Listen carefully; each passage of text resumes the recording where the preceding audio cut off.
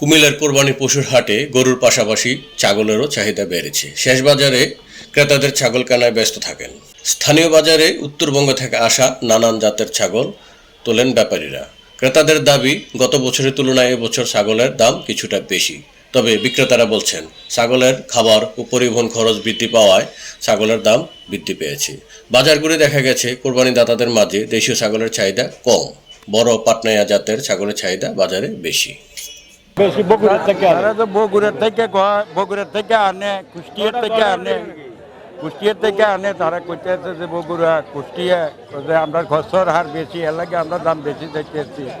গাড়ি ভাড়া বেশি নেয়, ট্রাক ভাড়া বেশি নেয়। বাসে কালকের থেকে মনে করেন কাস্টমার প্রচুর, বেচে কিনে হইতে আছে, আবার এইভাবে চলছে, আছে মোটামুটি।